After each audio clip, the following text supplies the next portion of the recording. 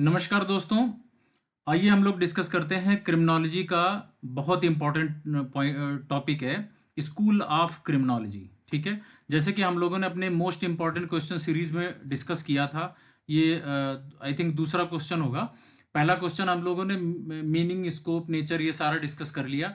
अब हम इस टॉपिक में डिस्कस करेंगे स्कूल्स ऑफ क्रिमिनोलॉजी। ठीक है, जो बहुत इंपॉर्टेंट है, ये आपको पेपर में छप के मिलने वाला है। ठीक है, निश्चित रूप से दिखेगा। इसमें देखिए, ये स्कूल ऑफ क्रिमिनोलॉजी जो होता है आपके क्रिमिनल्स बिहेवियर के लिए, ठीक है, और कॉजेज ऑफ क्राइम के लिए, इन दोनों की चीज को आइडेंटिफाई करने के लिए ये स्कूल्स ऑफ क्रिमिनोलॉजी का हेल्प लेना पड़ा था। ठीक है, अब आइए, पहला इसमें देखिए, पांच छह टाइप की इसमें जो है स्कूल्स हैं। Pre classical schools of criminology, ठीक है, जो हम डिस्कस करने वाले हैं। द क्लासिकल स्कूल्स हम डिस्कस करने वाले हैं। नियो क्लासिकल स्कूल्स, ये भी हम डिस्कस करने वाले हैं। अब लास्ट में आइए पॉजिटिविस्ट स्कूल। ठीक है, पॉजिटिविस्ट स्कूल भी हम डिस्कस करने वाले हैं। ये चार आपके इसमें छह में बहुत इंपॉर्टेंट है, मोस्ट इंपॉर्टेंट है। जो क्लिनिकल स्कूल है और सेंट्रल थ्योरी है, ये लास्ट में हम एक वीडियो छोटा सा बना देंगे, उसमें डिस्कस कर देंगे। ठीक है, अभी जो हम डिस्कस करने जा रहे हैं स्कूल्स ऑफ क्रिमिनोलॉजी का, pre classical school of criminology, the classical school, new classical school and the positivist school. ठीक है, आइए हम लोग पहला टॉपिक डिस्कस करते हैं, pre classical school. Pre classical school is also known as a demonological school. ठीक है, इसे राक्षसी स्कूल भी कहते थे, डेमोनोलॉजिकल स्कूल। ये क्वेश्चन जब पूछता है एग्जाम में, प्री क्लासिकल स्कूल के नाम से भी एग्जाम में क्वेश्चन आ सकता है, या फिर डेमोनोलॉजिकल स्कूल के नाम से भी क्वेश्चन आ सकता है। तो ये समझ जाइएगा आप कि यही पूछ रहा है। ठीक है, इसे शैतानी ताकत बोला गया था, इसे इस राक्षसी स्कूल में शैतानी ताकत के नाम से बुलाया गया था इसको। आइए डिस्कस करते हैं।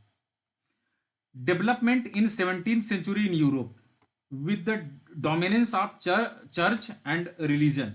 ठीक है, पहला इसमें क्या हुआ था, यूरोप में 17th सेंचुरी में यह डेवलप हुआ था।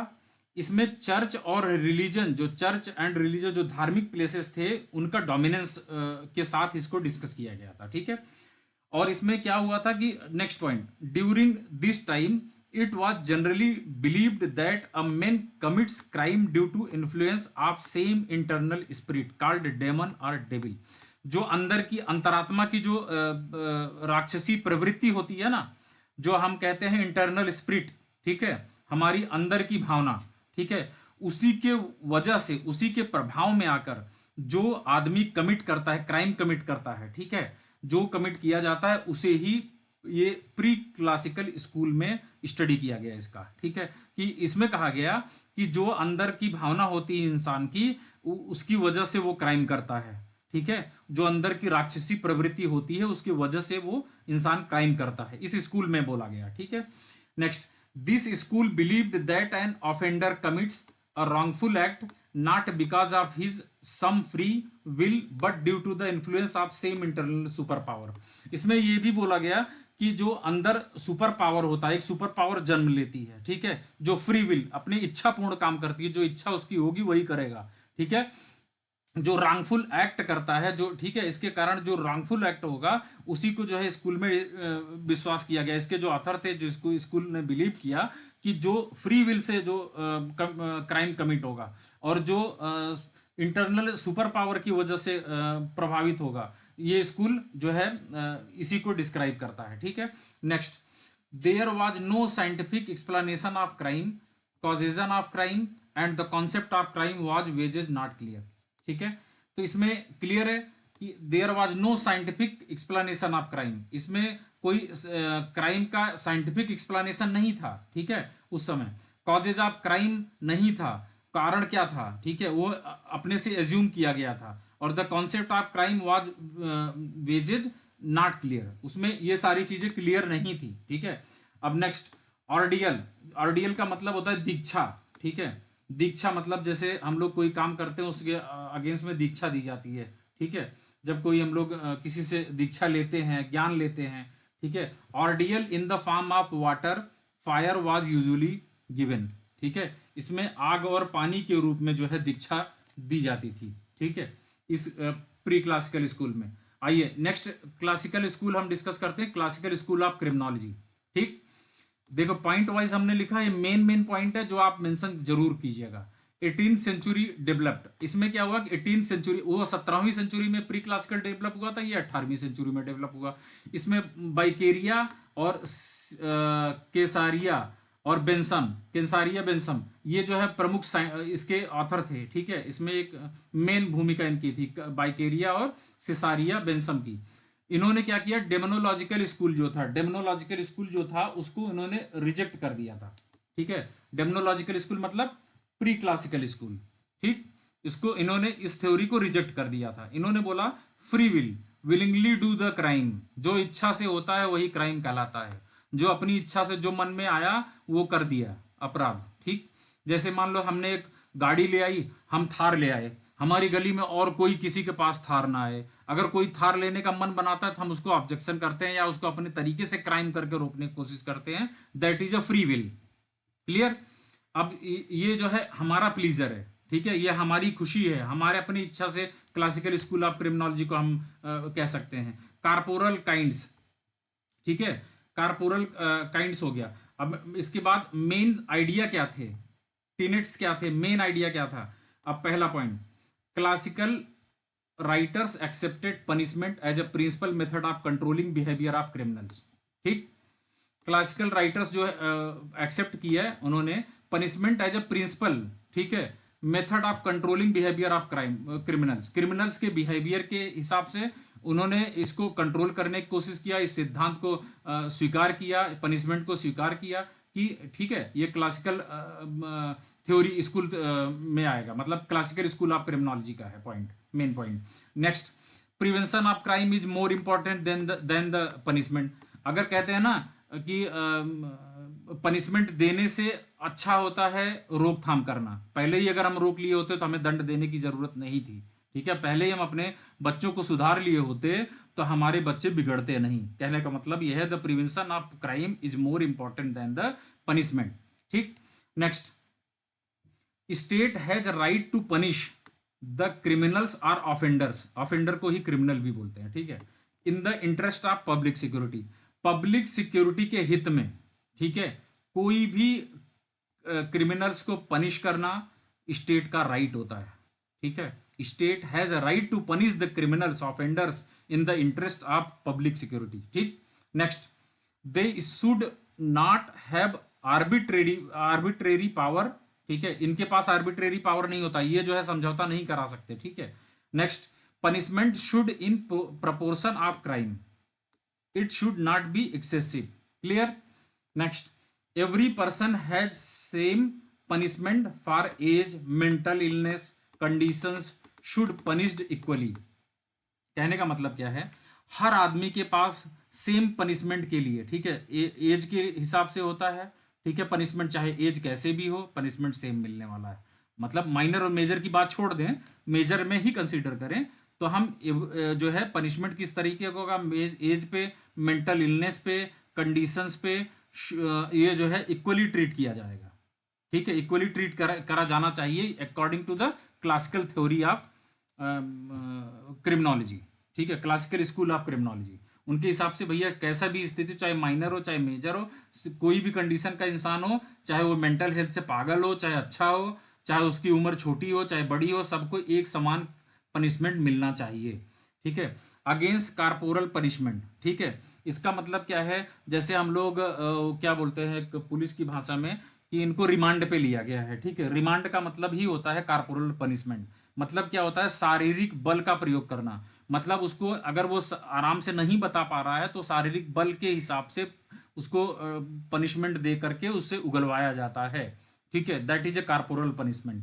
क्लियर, ठीक है। इसके प्रिंसिपल की बात करते हैं, रेशनलिटी, ठीक है, फ्री विल, प्लानिंग हम डिस्कस कर लिया, आगे ऊपर डिस्कस किए थे अभी फ्री विल के बारे में, ठीक है।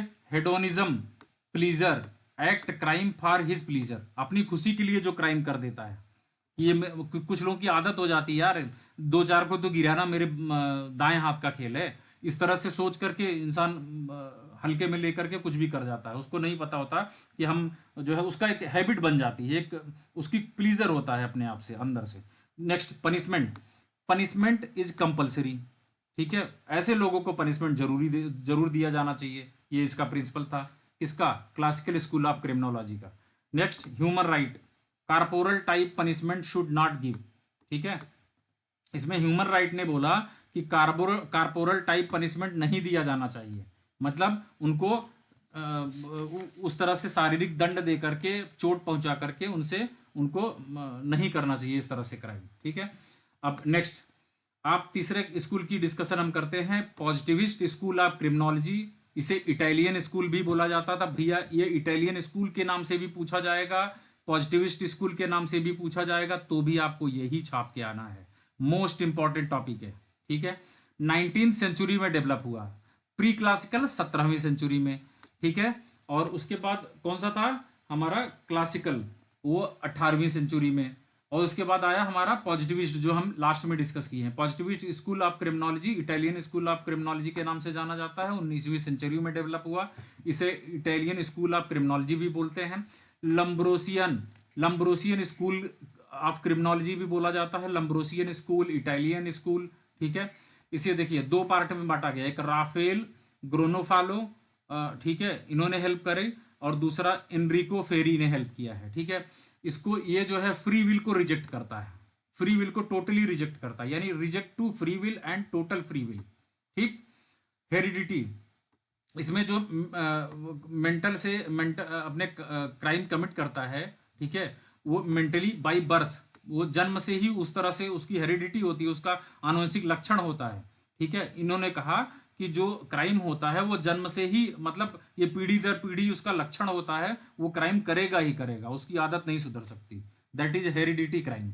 ठीक है, अब causes, which are responsible for being criminals. ठीक है, क्रिमिनल होने के लिए ये जिम्मेदारियां किसकी किसकी है, बायोलॉजिकल फैक्टर की, जो हेरिडिटी होता है, जो आनुवंशिक लक्षण कहलाते हैं, जो जेनेटिक कैरेक्टर होता है, जो हमारे पीढ़ी दर पीढ़ी, एक पीढ़ी से दूसरी पीढ़ी में उतरता है, that is a biological factor. ठीक है, बाई बर्थ। दूसरा सोशियोलॉजिकल फैक्टर, जो हम समाज में रहते हैं, जिस तरह से हम सोसाइटी हमारे आसपास होती है, उसी तरह का हम भेदभाव रखते हैं, उसी तरह से हमारी हैबिट बन जाती है, हम उसी तरह से एडजस्ट होते हैं। लाइक पावर्टी, अनएम्प्लॉयमेंट, जैसे गरीबी होती है, बेरोजगारी होती है, ठीक है, सोशल स्टिग्मा है, ये सारी चीजें ऐसी चीजें हैं जो हमें क्राइम करने पे मजबूर करती हैं, that is depend on the sociological factor. ठीक, next, psychological factor. Psychological factor जो हमारे दिमाग की उपज होती है, मेंटल थिंकिंग होती है। ठीक है, ये इमोशनल होकर के हमने क्राइम कर दिया, मेंटली हम जो है सोच करके क्राइम कर दिए, that is a physiological factor. ठीक, अब इसमें देखो दोनों थॉट्स जो थे लोम्ब्रोसो का और फेरी का, वो हम डिस्कस करते हैं। Thoughts of Lombroso, main founder of positivist school of criminology. जो पॉजिटिविस्ट स्कूल ऑफ क्रिमिनोलॉजी के मेन फाउंडर थे कौन, लोम्ब्रोसो। याद रखिएगा भैया, एग्जाम में लिखना है। He was the first criminologist who made an attempt to understand the personality of offender। जो क्रिमिनल की पर्सनालिटी है ना, उसको समझने की कोशिश करी इन्होंने। उसको उन्होंने बोला कि ये जो है कि क्रिमिनल्स की पर्सनालिटी कैसी होनी चाहिए, कैसी होती है। ठीक है, जो क्राइम करते हैं वो किस पर्सनालिटी के होते हैं, कैसी समझ होती है उनकी। ठीक है, अकॉर्डिंग टू लम्ब्रोसो क्रिमिनल्स 3 तरीके का है। ठीक है, अकॉर्डिंग टू द लम्ब्रोसो क्रिमिनल्स 3 तरीके का है, बॉर्न क्रिमिनल, इंसेन और क्रिमिनीड्स। पहला है बॉर्न क्रिमिनल्स, ठीक है, जन्म से ही क्रिमिनल होता है। दूसरा इंसेन, वो पागलपन में क्राइम करता है। ठीक है, और क्रिमिनीड्स, ठीक है, जो अपराध में जन्म लेता है। ठीक है, क्रिमिनीड्स। अब नेक्स्ट है thoughts of Ferri. Thoughts of Ferri की डिस्कशन करते हैं हम लोग, बताते हैं थॉट्स ऑफ फेरी क्या था, इनका थॉट्स क्या था। ही रिजेक्ट लोम्ब्रोसो थ्योरी, इन्होंने लोम्ब्रोसो थ्योरी को रिजेक्ट कर दिया। ठीक है, he stated that offer factor such as emotional reaction, geographical.